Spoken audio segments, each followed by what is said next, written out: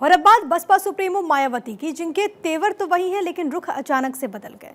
कांग्रेस और गांधी परिवार पर बात बात पर हमला बोलने वाली बीएसपी नेता ने अचानक अपनी पॉलिटिकल मिसाइल का रुख बीजेपी की तरफ मोड़ दिया।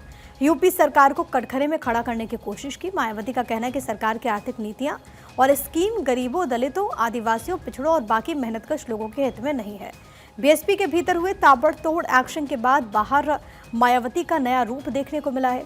क्या मायावती वास्तव में बीएसपी को लेकर उठते सवालों का जवाब एक्शन से देने का फैसला कर चुकी हैं?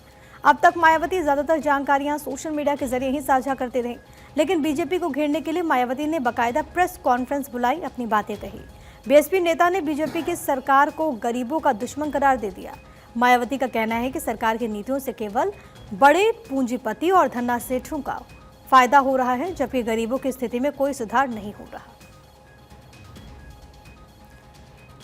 तो मायावती क्या करने की सोच रही हैं, ये सवाल इसीलिए क्योंकि हाल के चुनाव में आपने देखा कि बसपा काफ़ी ज़्यादा कमज़ोर हुई। बसपा का ग्राफ हर चुनाव के साथ डाउन होता जा रहा है और ऐसे में मायावती एक नई स्ट्रैटेजी इन दिनों बना रही है। कई लोगों को पार्टी से उन्होंने निकाला। आपने देखा आकाश आनंद पर कार्रवाई हुई, अपने भाई को पहले कोऑर्डिनेटर बनाया, फिर हटा दिया।